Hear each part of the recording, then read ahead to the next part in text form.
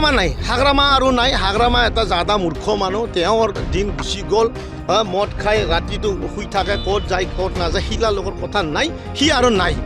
ইয়াৰ কথা আৰু আপোনালোকক ৰিকুৱেষ্ট কৰিছোঁ আৰু নানিব। ই এজন মানে মদ খাই পেলাই ঘৰত বহি থকা ব্যক্তি, বেয়া বেয়া কথা কয়। মুছলমানবিলাকক কৈছে সেইদিনাখন, মোল্লানা কোনোবা এজনক ক'লা, এই দাড়ি থাকিলে কি হ'বহে, দাড়ি জ্বলাই দিম বুলি কৈছে তেখেতে। আৰু কেমেৰা অফ কৰাৰ পিছত তেখেতে কৈছে এইবাৰ যদি তুমি আৰু হাৰোৱা তোমাৰ দাড়ি জ্বলাই দিম বুলি তেখেতে কৈছে। কিন্তু সেইটো কেমেৰাত নাহিল, আমাৰ তাত সেইটো তথ্য আছে। এইটো মানে আপোনালোকৰ মিডিয়াত নাহিল, কোনোবাই কাট কৰি পেলাই দি দিলে।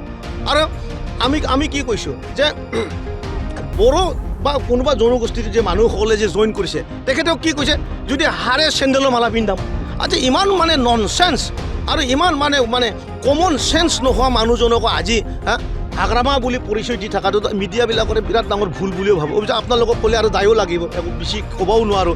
কিন্তু মই অন্তৰে ভাবোঁ কিয় বা মানে হাগ্ৰামাক মানে আপোনালোকে উঠাই আনি পেলাই আমাৰ আগত দাঙি ধৰি, য'ত নেকি আমি পাহৰি যাব খুজিছোঁ। বিটিআৰৰ ৰাইজে পাহৰি যাব খুজিছে যে ইয়াত আৰু হাগ্ৰামা বুলি বস্তু নাছিলোঁ, নাইও। কাৰণ অতীতটো মনত পৰিলে অলপ দুখ আহে, নাহে কি নাহে। এতিয়া মুছলমান ভাইবিলাককে যদি নৰসিংবাৰীৰ কথাটো বাৰ বাৰ কৈ থাকিব, লাফিগলৰ কথাটো যদি বাৰ বাৰ কৈ থাকিব, মনৰ আঘাতটো আহে না, দুখটো আহে না। তো সেই বস্তুবিলাক ওলাই থাকিব নালাগে, মই অনুৰোধ কৰিছোঁ। তেখেতে কৈছে যে হাৰিলে চেণ্ডেলৰ মালা পিন্ধাম।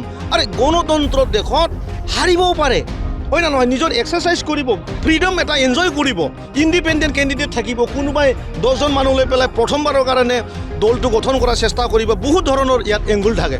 গতিকে হাৰিলে চেণ্ডেল মালা পিন্ধিম বুলি কয় মানুহক সমাজৰ আগত সেই ব্যক্তিবিলাকৰ কেনে এটা মনত পৰিছে।